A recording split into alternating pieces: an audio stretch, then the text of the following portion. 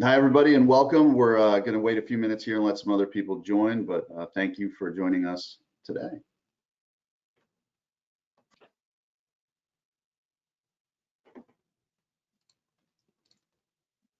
Looks like a few more folks are coming in, so we're just going to take a few minutes here.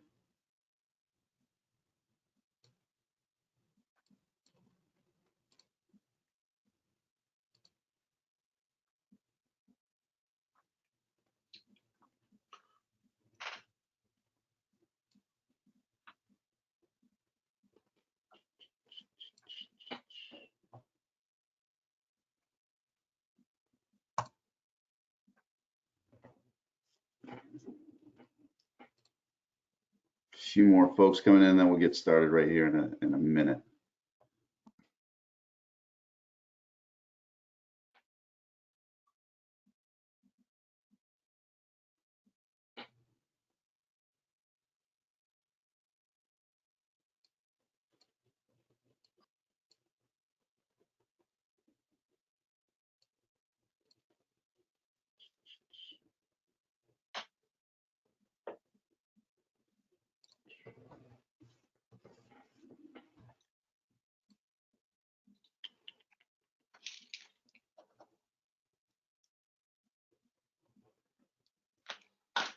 All right.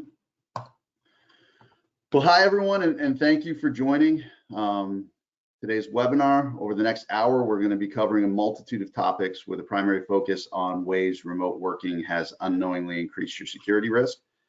Today's discussion will take the shape of a Q&A format with open conversation between our panelists, Mark Sangster and Andy Clerck. So if you have any questions, feel free to place those in the question box in your panel on screen, and we'll work to address those throughout the conversation. In way of introduction, my name is Matt Lukash. I'm the Chief Sales Officer here at Teneo. I'll be acting as the moderator and facilitator for our discussion today. I'm joined today by Andy Clerck and Mark Sangster. Andy is the CTO at Teneo and has been with the organization since the acquisition of Geo Networks, a services-driven company that Andy co-founded some 20 years ago. Andy's provided technical capabilities for many startups driving innovation and strategy. Altogether, he has over 35 years of experience in network application management and architectures, driving performance, security, and focusing the outcomes on business benefits that prevail with effective technology. Mark Sangster is the author of No Safe Harbor, The Inside Truth About Cybercrime and How to Protect Your Business. He's an award-winning speaker at international conferences and prestigious stages, including the Harvard Law School and RSA Conference.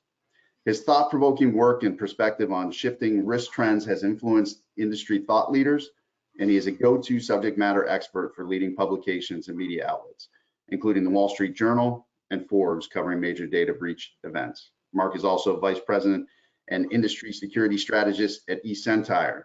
Gentlemen, welcome. Hi. Hello, pleasure to be here. With that, let's get started. As previously mentioned, the topic today is the ways remote working has unknowingly increased your security risks.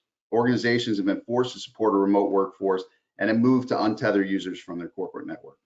Per a recent Gartner survey of business leaders, 82% plan to maintain at least a partial work from home structure even after COVID goes away. Gartner themselves have said they plan to maintain a remote workforce minimally through September of next year. So whether you view this as remote working and a magnitudinal change or flexible working or other, this is something that companies have had to scale to support in a very short amount of time. Many organizations have been surprised about how easy the initial transition has been or is. However, those same companies now need to be thinking about the long-term direction. How do they protect their assets and their new digital footprint? So with that, the first question for our panelists today: with this shift to remote working, what do you see as the biggest cybersecurity threats right now? Mark?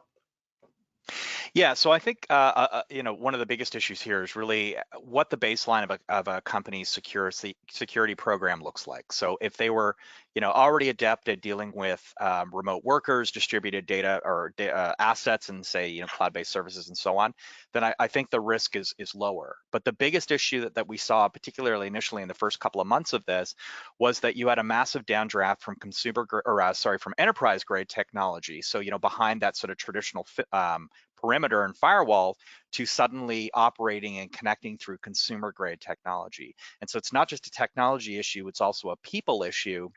Because the second part of that, of course, is that these systems have to be properly configured to protect that communication link. And a lot of employees, they're not security experts. They shouldn't necessarily know how to configure an internet router or how to set up encryption for their Wi-Fi and so on. So that sort of shifted the responsibility a little bit from the kind of the auspices of the traditional security teams that could do this through, say, policy management, to then having to shift to more of a human interaction where it was things like training and support as they worked with these employees who are now communicating from their home offices. But also, Mark, don't you think that enterprises has problems often by setting a set of standard controls across their assets, which no longer really comply with the new untethered environment? So suddenly, all company assets have a standard set of controls, and as a result, priority assets often get a lower protection in the new world, effectively, where we're connecting, and those critical assets can remain dangerously exposed through the new level of connectivity that's overlooked. Yeah, I agree, because I think a lot of that connectivity too is exceptionally flat, right? It's not zero trust based. So if you think of like a VPN, for example, yes, that's creating encryption, between the home and the office through that tunnel.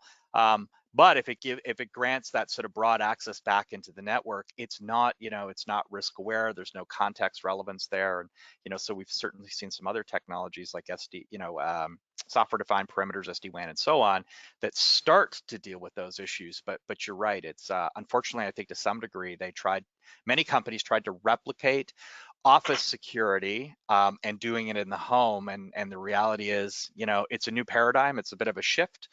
So the old model, I think, gets you so far. It's the old adage, right? What got you here won't get you there. And I think there is a bit of a rethinking from a security perspective that has to happen with these companies. Yeah, but also what we've seen and experienced here is the old AAA authentication model just doesn't work anymore. Right? Yeah. Everybody's been dissipated right across the globe now for connectivity, and we've also got the threats from the devices in the home, not just the lowly protected broadband, domestic appliances, but even the local printers, the Google, the Alexas of this world, and they're all built on old platforms. They're never updated on their firmware, and they're just a hive of hibernation potentially for APTs, particularly the advanced persistent threats that are out there. Yeah, and that's a good point too, because you raised the issue there of the access to these systems, right, and controls. So it's not just your employees, it's your employees' family members, and so the ones who download apps and widgets for their browser and have no clue that effectively they're just it's the big box shop of malware, right? They have no idea what's happening, or they're handing out your password for your Wi-Fi to their friends and buddies who are then sharing it, or your iTunes account or whatever else it is. So if you don't have good security or password hygiene, of course, you're now at risk of that sort of ending up in the wrong hands. Yeah, which brings us. Sorry. No, Andy, I was going to ask. So there's several topics that you guys have brought out there. There's kind of the consumerization or downgrading to more personal, consumerized technology and security. You mentioned different types of threats, APT and other. What other types of threats have you seen change with this adjustment to the remote working environment? And I don't know, Andy, Mark, which one of you wants to go first with that? But are the threats shifting as this push to remote working occurs? I think generally they are, because suddenly the threat landscape has got significantly exposed, and without a good policy and process and people understanding in that, the reaction time where things look like they've got authentication, it looks like it's an authorized connection that you're clicking on or passing through, the man in the middle approach to intercepting the data, right? So it's not just a man in the middle attack, it's an intelligence driven man in the middle attack, which will then, an example is you're waiting for a bill from your builder. They've been watching your emails go to and forwards from your builder. This is just a domestic event, and they can see that you're going to make a payment, and then when you get the final bill, they just change the payment details on that email. You don't even know it's happened. You don't even think twice. You click on it, your money's gone. So the threat has evolved and continues to evolve. It's a bit like the APTs. I think the oldest one was it? Forget me if I'm wrong here.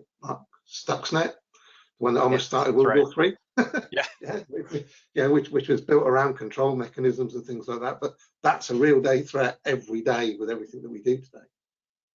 Yeah, I think there's sort of two things I think you've touched on there. One is the ubiquitous approach of what we'd call living off the land, which is adversaries using your own tools against you. And as you say, because of remote access and these systems, we've expanded that threat surface, right? So now almost everyone in the company has access to those systems. So they are looking to compromise credentials from the credential harvesting. Then they're moving into trying your VPN if you're not using multi-factor authentication. They're using remote administrative tools, they're creating new users, promoting them to have administrative rights and so on. And it's almost like the further down the line they get, sometimes the harder it is to detect. And sort of the naked eye view isn't going to actually catch what is legitimate or unauthorized, the difference between the two. And then of course, at that point, it starts to metastasize in the organization. It becomes far more dangerous. And to your point, Andy, I just want to emphasize the intercepting emails and so on. We worked with one company after the fact who came to us because that's exactly what happened. The spouse of a senior executive in the firm, effectively, their email was compromised in a public Wi-Fi, Starbucks or whatever it happened to be. And from there, they realized that she was buying artwork for this firm. And at that point, they went back and they socially engineered it. They figured out what she was buying, what it was worth, and started sending fake invoices from a mock or a mimicking domain. And they paid out over $400,000 before, of course, the legitimate invoices started hitting the accounting department, and they realized that something had gone wrong. And when we came in and did the forensics, we literally had, as I said, we backtracked it through those systems. And it's not just sort of a warning of the dollar figures. It shows how clever they are, because they had access to her bank and they had access to iTunes and credit cards, but they realized there was a bigger trophy here, or a bigger hunt, right, to go for when it came to duping this organization. And that's precisely what they did. So there's calculus in this. This isn't Skynet deploying Terminator malware, and it's almost easy to stop with automatic defenses. But I think you hit on something else there, Mark, because at the end of the day, some small businesses will think, well, we're not really a target, we're not a threat.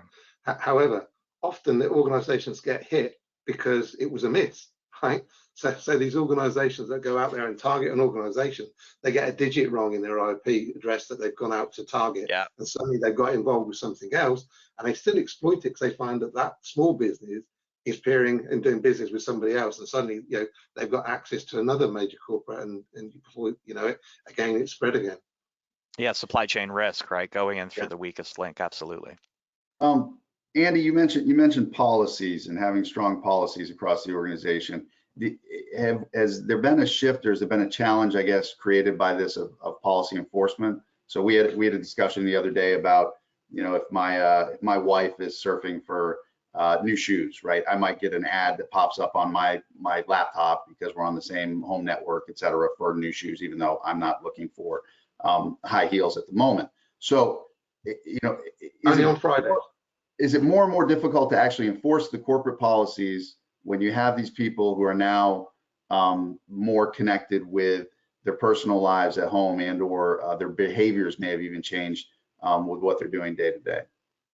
Absolutely, and it's never really changed across security. People have always been the key part of any security policy, because a lot of what people apply in the business actually applies to normal life, both in your approach to looking at the risk, and it's about a risk assessment at the end of the day. You need to be able to assess the risk to you as a person, to you as your environment that you're working in, as well as when we're trying to protect the assets, the golden digital assets of a business today, which need to be, the policies need to be almost in real time, and they need to be able to adapt to where you're connecting from, how you're connecting, how you use it. The heuristics around your own fingerprint, if you like, on how you use data can change, and it can change from where you locate as well. Because if you track how a user behaves, you'll often find that when they connect, maybe from a Starbucks, they do email, they do, they may get on SharePoint, they may do something like that. But when they're working from a hotel room, they're doing some more explicit work within the business. So understanding that is also becomes more important as we work in the new world today. Yeah, it's a real, I think, blending of personal and professional. And, I was sort of joking that, we used to think of like BYOD, right? Bring your own device. And we came up with mobile device management and, endpoint and so on. And that's all great. But I think there was still to some degree, some amount of segregation, but now it's BYOH, right? It's bring your office home or bring your own home. And as we continue to blend the two, it does become different. And you're right.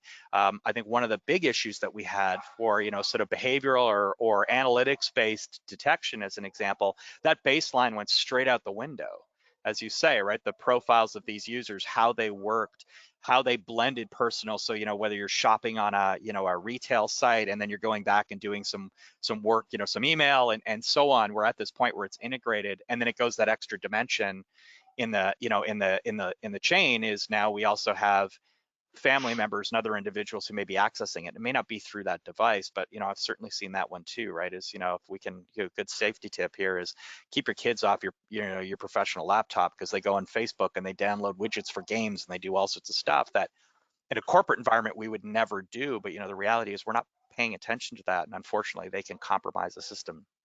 Well, that's another good point there, Mark, because at the end of the day, you could be at your parents' house or your brother-in-law's house or whatever, and say, oh, can I just borrow your tablet because I just need to check something, right? So people will do that potentially. That's another risk. So if you like, the zero trust, the whole part of the asset is about the people, and it's about that user and who they are and how they exploit that data and use that data. We always said, at the end of the day, a laptop has always been a potential security threat, because you download stuff, walk off site, and who knows what's going to happen to it. So, and that's a bigger threat now because people are working from home and they're probably, their OneDrive doesn't connect fast enough, so I'll save it locally. Those kinds of things are also parts of the threat that we've got to work with today. Yeah, certainly. And I think for companies where, if we think of kind of like a maturity of remote workers, from the bottom line of, we're not going to do anything as a company, and, you guys just make the best of it, right? Use your phone, use your laptop, whatever you happen to have, into, sort of modeling the office, right? Creating, using Slack or other communication tools to replace the water cooler or the, the coffee room sort of discussions. And that's fine. But at that bottom end, you're right. You are, effectively people aren't doing this to be malicious. They're just trying to do their job. So you're right. They are going to use file sharing services, mobile, devices, USB drives, back to Stuxnet as an example. So unfortunately, it's I think it is a pretty good, it's a crucible, right? When you drop all these things into it, and it's not surprising that we've seen significant increases in things like successful ransomware attacks or, fraudulent wire transfers and so on. So with this shift to remote working, what are the biggest challenges that companies are trying to get their hands around today? And then I guess in conjunction with that, right, how can we overcome some of those risks? So I think we've mentioned a lot of the different things that could potentially happen, but what are you seeing out there as some of the biggest challenges in managing this new environment? So I think part of that starts with the way that security is put together in business. We've got convergence with security and the general operations of a business now, because the visibility, getting rid of the shadows, turning the dimmer switch up on everything that happens to, you've got gaps, and we need to get rid of those gaps, right? Because every gap is somewhere that's going to harvest potentially malware, ransomware, or anything between any process, especially when you get into cloud, when you're looking at Kubernetes or anything like that, between those containers. Those threats will hibernate there, and that's one of the big problems, as Mark, I'm sure, is aware, in the financial world, for example. They fear that threat significantly. But also, a lot of the cyber risk reports and everything else are built around technology and technical people and technical reports. Doesn't translate well into business and doesn't translate well up to the CISO levels and CIO levels. And that's where this fundamentally needs to change, I think, from talking to business and organizations, to make sure that they understand fully how that impacts the whole operation and efficiency of the business and protects those golden assets. Yeah, you've sort of taken the words out of my mouth on that one, because I think one of the biggest issues we have in security in most businesses, the greatest risk to the business is the business.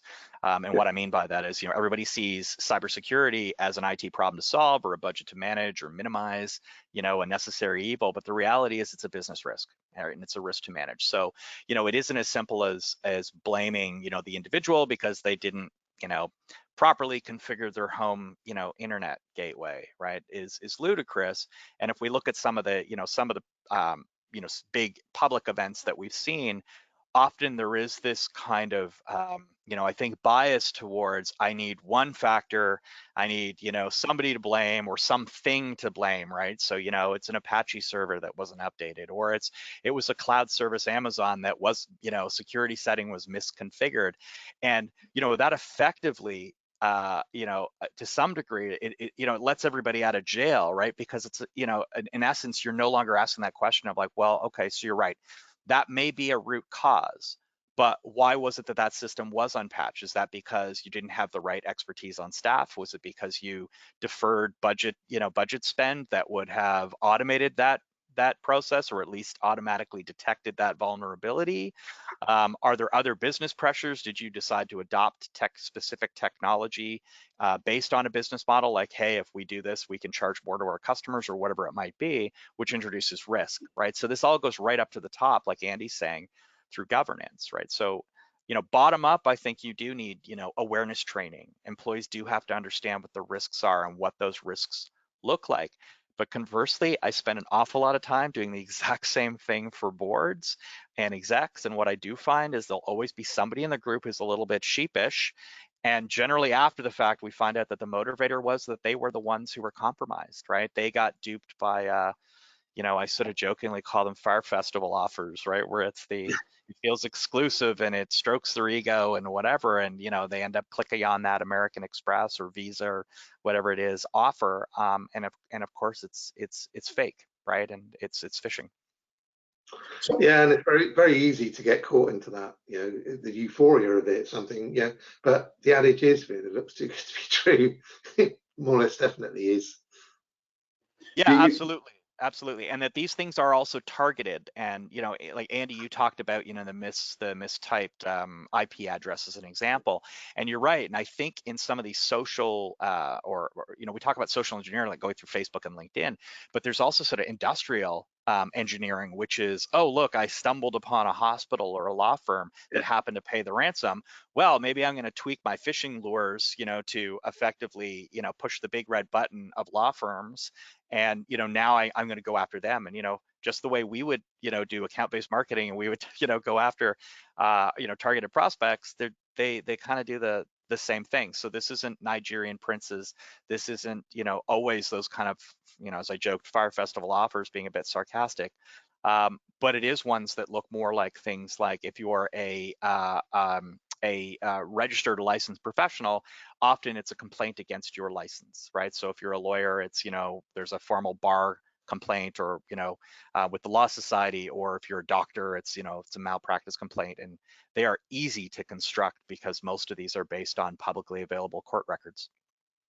Mark, you mentioned a few things that I wanted to hit on and follow up on. So you mentioned awareness training, right? So and I think a lot of that has been done or is being done with folks who are working from home now, right? Trying to enforce the positive behaviors and get them to adopt certain things that the organization wants to see. But you also mentioned kind of the disconnect at the board level or at the C level and above. Right. How have you seen effective organizations address that gap, right? Is it more of the same from an awareness training perspective? Is it a different message, or is it a different driver to get the board to say, no, this is important and we need to be aware of what's going on out there and do something about it? Yeah, so there's a couple of things, sort of the technical, I guess, so the mechanics. Often what I'll use is awareness training, but more focused at the board. So it's not just about the phishing campaign. So one, there's a little bit of scaring them, right, to get the idea that you are personally and professionally target.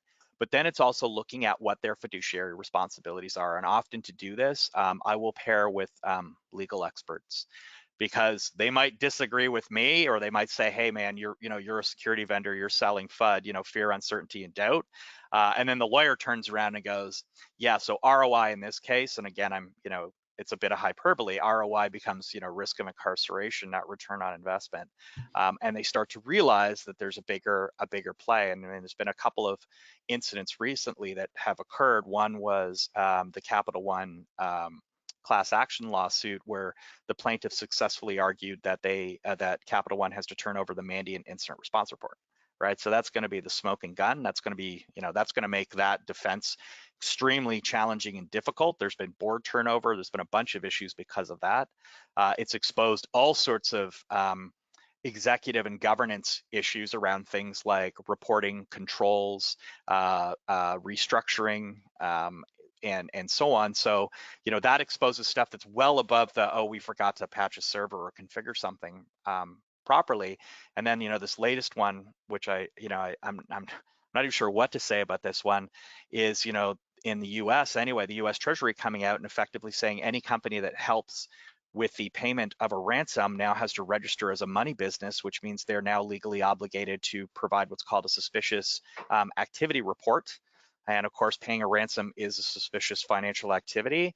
And what's worse is if it turns out that whoever you pay, that criminal organization, happens to be on a sanctions list under several acts, then they will prosecute, right? So it feels a little bit like they're going after the victim here, but I also see their frustration, right? So, we could talk about that for a while, but really the important thing here is for them to understand what some of the macro issues are, what those look like. So reporting to things like what a business loss costs, what does reputational damage look like, right? What will insurance cover and not cover, so that they understand that, so they don't have that kind of like, we have backups and we have insurance, what's the big deal? They really do have to understand what it looks like, or what the effect is on the health of the organization long term. That's really interesting, Mark, because one of the other things that I'm seeing talking with C-level executives is about a year ago, 18 months ago, I used to see many CEOs were previously CIOs, because as the responsibility for the internal infrastructure and IT and the digital architecture of a business, or digital supply chain of a business, became much more important externally to do business to business with. So they became more powerful. I'm starting to see more now. CIOs have been CISOs more. And we're starting to see that convergence now start to move up to the top of the tree. Are you finding that? Because I'm certainly hearing that. Yeah, absolutely. I'd have said there was sort of two tracks, right? Both a business track and more of a technical track. Yeah. But yes, they are pervading at a more senior level, and I'm also seeing a lot more interplay with either the compliance, the risk officer, or the whoever again the legal counsel is, right? And it falling more under that GRC kind of bucket rather than a technical bucket, which I think is a good thing, because the reality is, bottom line, the security side of the equation, or the representative, needs to be at the table, right? It can't be we've made these decisions arbitrarily, and we see that all the time, right? Where the contract is signed, as you say, with the supply chain, and after the fact, as the ink is drying, it's like, oh yeah, we should probably figure out what the security considerations are for this, right? Which is like way too late at that point. Well, you're extending compliance, aren't you? Your compliance with them and theirs with you as well. So yep, absolutely. Historically, I think security has been seen as an obstacle, right? It gets in the way. It's been thought of getting in the way of doing business. It slows the transaction down, all those sorts of things. Whereas I try to think of it more as it should be a business enabler, right? Security is a business enabler, because you need it to grow and you need it to move fast in today's agile world. With what's happening, I kind of align it to, why do you have brakes on a car? Is it to slow you down, or is it to allow you to go faster and then take control when you need to? Right? Yeah. Realistically, to me, that's where security starts to lie. Yeah, that's a great way of looking at it. Like it is about those controls and options. And frankly, I think in some cases, it gives you a foot up, right? You may have a marketing advantage to this. I mean, I've even said this with remote work in general, is, there are a lot of businesses that I'm seeing where, they're kind of rethinking their entire model. So, for example, with law firms, as an example, or accounting firms or business services, whatever it might be, right? They used to be very geographically centric, right? So, I have an office in Denver, I have an office in Brighton, or wherever it might be, and that's it. And that's, I'm the local expert in this field. This is where people come to me from a reasonably dense and narrow sort of packet of opportunity. But now it's radically changing. If it turns out that the best attorney for malpractice happens to be on the other coast, so what, right? You can do this remotely. And then that starts to beg the question of, if we go back to the remote model, then is, law firms and, used to think of themselves as big shiny, offices in, in sort of highly sought after real estate addresses. And that was part of the, almost part of the service to some degree, proving the efficacy of the firm and its capabilities. And now it's got nothing to do with it. And you go even further, you get into the court systems, and it's like, well, a lot of, like, especially in the UK, for example, they're trialing things like remote caseload, where it's only serious criminal cases are being tried in person, and the rest is being done through, Zoom, right? And often a lot of it, pre-arguments are done. So I think a lot of businesses, not just legal, I use that as one example, can start to, there is opportunity here, but to do that, it has to be as secure as it would have been, or at least, they see it as having been in a traditional bricks and mortar kind of store type model. So what you're saying there then, Mark, is technology has enabled business to become more segmented in a way, with the distribution of the workforce and the distribution of those services, but at the same time, they're hyper-connected, right? So you've got a continual connection, and those hyper-connections are often driven through various algorithms out there, and makes it complex in those connections that need to be measured and monitored, managed, secured all the way through. That then can provide a fragility, I suppose, or a very fragile landscape from a visibility and security perspective. Yeah, absolutely, right. It's that I kind of jokingly call it virtual reality. We think of, sci-fi has sort of trained us to think of that as flying cars and alien worlds and all that kind of stuff. But the reality is it's not, right? It's doing business with the other side of the globe, and that appearing to be seamless as if you're in the same room. It's assets which are stored in the cloud and are nebulous almost. Your workers are the same way, and the same thing with distributed workloads, right? They're, workload can be, controlling mining equipment can happen from, an office in, Toronto in Canada, and, frankly, is, managing a hole that's being dug in the ground in Africa or South America. So we are at this point, and I do think the key to enabling this is making sure it's as secure as if it would have been. Think about a confidentiality perspective when it's just the three of us sitting in a boardroom talking. Can I give those same assurances? Then if yes, it does facilitate that model. But like it or not, I think it's a model we have to deal with. Yeah, I totally agree. People forget that, especially with their use of social media today and the things and comments they post and that two-dimensional view. But the other side is we've got artificial intelligence, moving fast in business, creating robots to do a lot of the human things for us. But that language processing, those algorithms within that's also a threat, because that's a known entity, but they can be imitated and mutated very easily, and create additional threats, and doors for malware and ransomware to come into the business, as well as enabling the business growth. I mean, where do we go to try and? Yeah, I've been waiting for that, actually, is with AI. And of course, every time I talk about this, right, I usually get poo-pooed by the people in the space, because they're like, come on, it's not Skynet and all that kind of stuff, right? But yeah, I do think there's opportunity here for, malicious activity, right? So you think about healthcare with AI and ML, not diagnosis, but detection as an example. Well, what happens if I manipulate that so it doesn't pick up cancer when it should have, or it sees it as something else, so that I can, I can go and I can bill an insurer for, effectively some kind of treatment that, was never actually rendered. In the legal space, contract manipulation. In the financial space, what about, defrauding through like fake mortgage applications and so on, right? I think lots of applications, but nobody's really looking at that. Now, on the flip side, if I go back to one of the points you made earlier, about, as you expand the sort of the environment of the ecosystem and it's more distributed within your business, there's more information, there's more, there's more hole or doors and windows and things you've got to monitor. And you're right. And I do think AI and ML in some cases there can be useful within limits, right? Which is to say, I think as you open the aperture and now you're seeing more of a broader environment, it means you're bringing in a lot more light or telemetry. And that has an awful lot of false positives in it. So, that's where I do see some strengths where it can do things like, you can kick a lot of that stuff out. But what you're left with still has to go through that, go through the human lens, right? Bionic. To validate. Absolutely. Bionics are needed throughout, I agree. Yeah. Mark, Andy, you both sort of touched on a topic, and I want to dive a little bit deeper into it. But you mentioned virtual reality or kind of normalcy from an experience, regardless of location or other, for the end user, and they should feel like they're in the boardroom or feel like they're working from the office.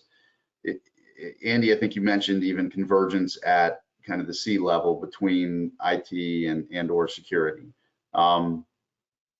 What types of challenges are organizations faced with from I guess the first question would be from a support perspective with these changes, right? So if you've got end users out there now, and basically I'm my own IT support person, and I'm not very good, right? And I'm also basically my own security administrator helping the organization on the endpoint, right? What types of challenges are companies faced with that shift, and what have we seen out there?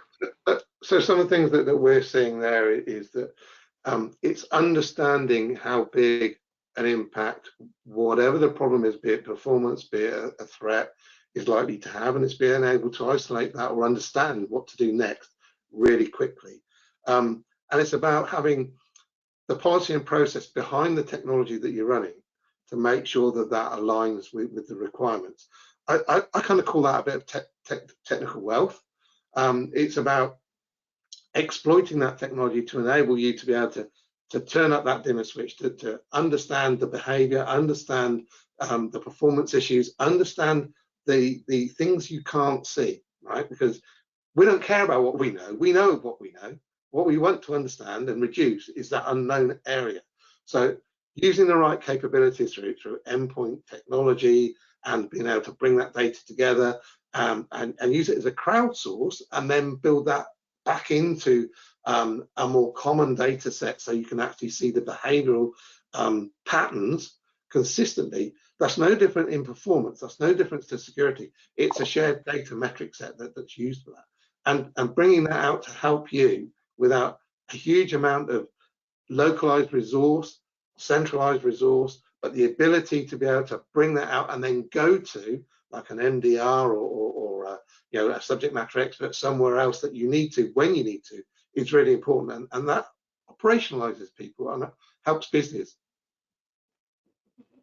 Yeah, I think you're bang on here, right? There's that effectively continuous improvement life cycle, right? Which is, we often don't deal with that. So is pulling that kind of telemetry, being able to do the analysis to look for patterns, and then determine what can you automatically block, where can you build that into more policy or vulnerability management or system management, and then where you can't, where I think those gaps, that's where you rely on things like awareness training, because the reality is, with human error, I do think human error is often most likely a symptom of a systemic issue rather than being a solitary cause.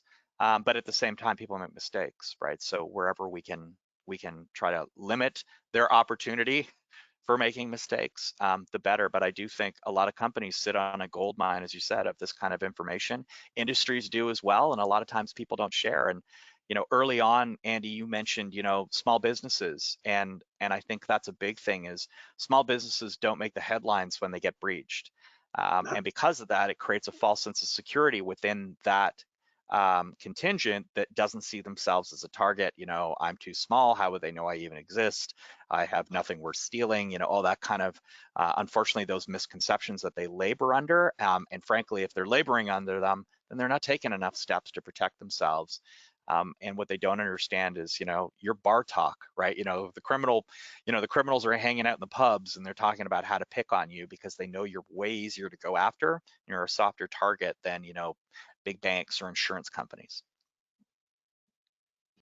All right. The second piece of that puzzle that I mentioned was convergence. So, right, big companies, technology companies are talking about converged solutions, IT, security, converging into one solution. I think we're seeing some convergence on the endpoint and or cloud and different solutions that are out there. How are businesses managing that internally? And I guess where I'm going is it used to be you had checks and balances, right? IT security was governance, oversight, risk management, mitigation, IT operations, et cetera, was support, performance, visibility. And those paths were, I guess, intersecting, but it was more of a checks and balances sort of a model, right? Have companies had to start to rethink that about who owns what application, what platform, how they're managing those things in day-to-day aspect of their business? Well, I think that comes under two guises really. Assets have to have a priority and their risk factor, and they have to have a priority based on the, I suppose, loosely termed, the value or the perceived reputation value that it brings, because you've got to make sure that you've got those checks and balances in place, and hand in hand with that is the visibility to understand that risk and as Mark touched on, those risks, there's human error that comes into all of those risks, but it's understanding when it happens so that you can turn around and put a check in place afterward to make sure that it's caught and doesn't happen again, as opposed to something that becomes habitual, right? It's a bit like driving a car, right? When you learn to drive a car, you do your mirror checks and everything else like that, and then you don't, right? And then is that habitual, which is going to open up your risk because you're not going to be aware and observe everything that's around you. It's no different in the data world or in the security world. You need to have that observation going on all the time. And I think we're seeing that's becoming more prominent across business, so they understand what that impact is, where those risks are, and they can make the decision then as to how they shore those up or not, or take the risk. Yeah, I agree. I do think it starts with assets, and the assets lead to obligations, right? And those obligations can be, the compliance regulatory ones, and they can be, often now they're being baked into contracts as well with, with the clients, so part of that supply chain. Where I do see one of the biggest gaps, Matt, is understanding roles and responsibilities or duties across those groups, right? So for example, with cloud, I think one of the major issues we saw in the beginning was everyone just assumed like, well, look, I'm using, Microsoft or Amazon or whoever it is. And, these are big, smart, heavily resourced companies. They've got security. It's almost like, effectively I could just transfer all liability to them. And what we learned hard and fast is, well, that's completely not true, right? There's an element of it, and this is my bad analogy I use, but it's a bit like, your apartment building, right? Or a multi-tenancy. Okay, so yes, they're responsibility for the upkeep and the maintenance of the structure. Yes, they're responsible for having a security guard at the front door and locking the doors and giving everyone keys and so on. However, if you lose your key or you accidentally, inadvertently give your key to somebody else and they break into your apartment, your landlord is not liable for that, right? At that point, that's you, and that will be your insurance that has to cover it. So partly it's understanding that, but then I think it is also understanding the roles, the responsibilities, and where we delineate between both parties, because I see this all the time with suppliers as an example of, well, you came in and you installed some piece of equipment and you configured it, and it's a set and forget kind of, approach, and then off they go and it never gets patched. And then they turn around and they say, well, wait a minute, I thought you were doing that. And meanwhile, it's like, well, no, you decided you didn't want us to do that. You had an internal resource who's going to do that. And so a lot of times it's the, it's the kind of the two defenders, right, who, the ball goes between them because, each one thought the other was going to get it. So I think clearly understanding those divisions, understanding responsibilities, and again, it goes right up to the board, right? So what's your role in governance here? And it's not blaming, right? It's really understanding those things, and and understanding, as Andy said, what can I eliminate? what can I, to some degree mitigate, and then, what other risks do I have to accept? And, I think often if we do this with companies, do the hands up. How many of you have a risk registry? How many of you have a documented risk tolerance or risk appetite, policy that says we're willing to accept this, we're not willing to accept that? And the reality is most companies don't. Yeah, and when you that's a good point, because when you look at people in companies that have those cyber risk reports, that they often don't provide information on the top risks that they see, or even the key assets, or even recent incidents. They still don't. It's almost a fear that of admission, if you like, that if we actually document some of this stuff into our reports, we're putting ourselves up there to be sort of attacked, if you like, from internal policy or anything like that, when the reality is that they need to do that so they can create a resilient posture, if you like, against those risks. Yeah, I totally agree, right? I think some people take the damned if you do, damned if you don't type of approach, which is if I document this stuff, well, it's now discoverable.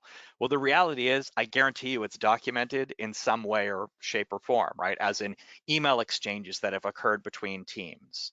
So the I thought you were going to do that. No, I thought you were going to do that. Or who's responsible for this? And it never gets answered because no one takes ownership of it. So there's already effectively a discoverable smoking trail. And I do think you're right. Organizations are better off to say, here's the risks, here's the ones we had to accept or tolerate, here's the ones we won't, here's what we put in place, because if nothing else, you can show some amount of care there, right? Like a duty of care, or you've taken reasonable care. Whereas if you don't, it's this kind of, it's effectively driving with your eyes closed as you go through a roundabout, and hoping nobody hits you. And the reality is too many companies do that, and then unfortunately are shocked when that happens, right? And they're like, well, as I said, I didn't think we were a target. Why would this happen? Why would I have had to bother with this? And it's like, and of course, then you're learning the hard way when your insurance isn't covering making you whole, or there's suits that occur out of it, lost business, and so on. It's a bit like don't give your risk away unnecessarily to others, really, isn't it? Why should you? Why should you? That roundabout example you give there, you drive there blind. Your risk is in the hands of the other drivers, seeing you stopping, whatever, even if it's not your fault, right? So why do it? And that comes back down to people, policy, everything else that you talked about before needs to be really ingrained throughout all of it. All right. A few more topics for you, gentlemen. So one, the primary topic for today was around remote working, right? And I think there's a lot of discussion out there about new normal, and I think it's almost getting to the point where that's muddying into digital transformation as the latest buzzword, right? This is the new normal. Do you both fundamentally believe that this is the new normal, the remote working, flexible working, or do you think that this is a temporary shift for organizations that once there's light at the end of the tunnel, they'll be transitioning back to office work and primarily being out of offices? From what I hear and what I see, I think there'll be a mix. There will be probably more of an office share type approach where you go in 2 or 3 days a week and work from home the rest of it, because there's cost benefits. There's a financial benefit to business from that. That will drive that, let alone anything else. The other side of it, which I think is more going to be more adaptive, I think, to the continual untethered worker, if you like, is zero trust, right? It's how you get control of the asset, you get access to the assets that you need to do to your business without having to hairpin in and out of a VPN, which is only a conduit at the end of the day to transmit any kind of virus or ransomware at the end. Whereas you need to understand and come back to, at time and point of need, you need a policy applied to you, who you are and what your behavior is. So I think zero trust is going to play a big part on that remote worker, along with I can see a convergence coming, because endpoint protection, zero trust, all these antivirus agents, they're all plugged in at the end device, looking at the same metadata effectively. They're pulling it from the kernel within WMI or the Windows stack or on the iOS stack or Android. And the reality is that there will be a convergence there. we're all already starting to see it with people like Zscaler and that, with some of the things they're coming out with ZDX. But I think there's going to be a convergence at that level that will be not quite a one size fits all, but we're going to start to see the security vendors start to provide that visibility piece and performance piece on top of the security piece. Yeah, and so I agree, and I want to go back to something that Matt started with, which was that Gartner report. And there's another report from Xerox that was the sort of the state of the workplace, and that came out back in, I don't know, May or June of this year. And what they found, and I think this is a bit telling about what will be a new normal, is that I think it was nearly 90-something% of executives across thousands of firms, both large and small, felt that they really needed in-person, communication and activity and connection for their business to be successful. Following COVID, just a little below, I think it's just south of 90% now agree that they can use remote models. And more telling is the fact that 90% of those companies are now investing in at least some kind of hybrid form of security and technology to support that kind of model. So I think the reality is, we had a bit of a forcing factor there where firms, while they had I think, a sort of a perception of whether or not this model worked and said, we can't do this, now realize they can. And yes, now, as you say, right, the bean counters, Andy, get involved, and we start to look at, what's the most effective business model for, say, specific micro functions within our business, whether it's remote or on-prem and so on. I think from a security perspective, this is, as I said, it's a bit of a paradigm shift, and it's an event where we really have to sort of take stock and decide if we've got the right approach. Are we focused on the right things? Are we focused on assets and zero trust, or are we focused on locking windows and doors? And if I use a sort of a quick New York example here, back in 2001, obviously with the attacks on 9/11, that really defined business continuity based on the disruption to a primary facility, right? And all the backups got moved across the river to Hoboken, New Jersey, and we all went back. Eventually, life went sort of back to normal. Well, then a little over a decade later, Hurricane Sandy comes rolling up the East Coast, right, and floods out lower Manhattan. And it turns out hurricanes don't care about state lines, and they can cross bodies of water even as big as the Hudson, and they flooded out those systems too. And so that redefined business continuity and security and how we looked at these systems, and we had to think more geographically dispersed. We had to think about the distribution of assets, about having hot backups. So it wasn't simply, pulling from tapes. This was now about, okay, I need to effectively fail over, and that has to be seamless. And now we're facing COVID, right, which created the same kind of tectonic shift when it came to distributed workers.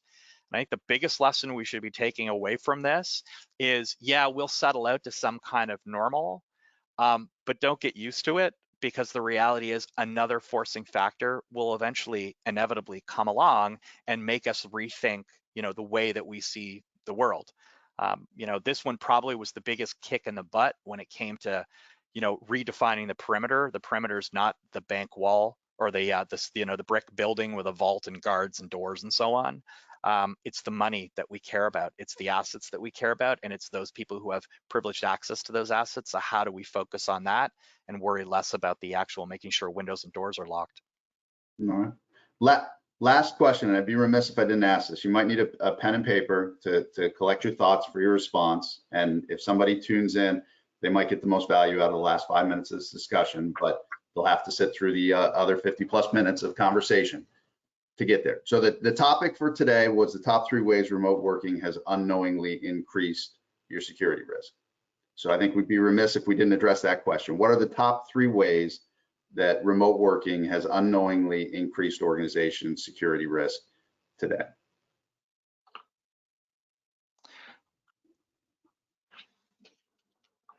So I think it's one is downdrafting of a lot of security responsibility, I'll call it, to the employee.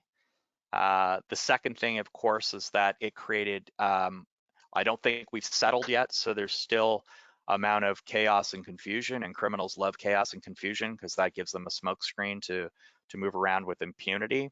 And I think the third thing is ultimately this has created, new liabilities for organizations. So a broader threat profile, but I think there's a bunch of knock-on effects we haven't seen yet. So a simple example would be things like insurance claims in the event of a breach, where there was a massive change to the profile of the organization from a security risk perspective, which wasn't necessarily transmitted to the insurer. So if you had mostly on-prem people and good governance and controls around that, but now they're in a remote model and you haven't necessarily put the right controls in place, does that negate your liability? I don't know. I've talked to several people who say yes and say no, and I think ultimately that's going to be tested out. So there's a real disconnect, I guess, from a governance risk management perspective and the actual operation of the business.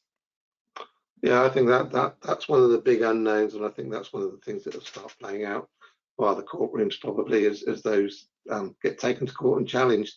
And I think there'll be a lot of organisations that are caught out on that when they realise what that risk is. Because I don't think anybody understands, the reputation risk that it brings. I think that's one of the things that the remote worker brings, is a huge reputation risk to any business, any brand moving forwards. The other side is the impact on family. Right, the social side. Yeah. I think the social side of business has changed throughout all of this, from a security, from a performance, from how we do the business. It's become a little bit more casual because of the environment that you're working from or working in, and I think that changes the mindset. And I think the people and process around that, corporates need to create a structure and a belief that make people feel secure. It's no different if you go back to children. You get children that can be unruly, and they'll push the boundaries of how far can you push them before you get to that. I'll count to 3, and if you count 3 and do nothing, they'll push to 4, 5. Right? It doesn't change that much as we get older in this world. Those boundaries need to be well defined but manageable, and that's different to being able to do those boundaries in an office. So the policy around people and the behaviour, and to make them feel comfortable with it as well and believe in it, is really important. I think that's something that's coming through quite strong. All right, excellent. Well, we've got a few minutes left, but I want to thank you all for joining us today. I want to thank our panelists, Mark and Andy. If you haven't already, please take a moment to download the collateral that's included in the GoToMeeting webinar panel on your screen. You'll find Teneo's remote worker productivity service overview, as well as a remote worker security checklist provided by eSentire at the bottom of the panel for the meeting under the heading handouts. For information, you can also find on our websites, teneo.net and eSentire.com. Lastly, I'd be happy to have a discussion about security risk with your organization and how Teneo and eSentire could potentially help. Or should you have any additional questions for Andy or Mark, I believe my contact information is going to go up on the screen here. Feel free to inundate me with emails for follow-up questions, topics, things you'd like addressed, and I will make sure to reach out to Mark and Andy to get those addressed for you. So again, Mark, Andy, very much appreciate your time. I hope everybody who joined us found the content engaging and valuable, and appreciate everybody's attendance. So thank you so much. Thanks, everyone. Thank you. You're very welcome. Thank you for attending.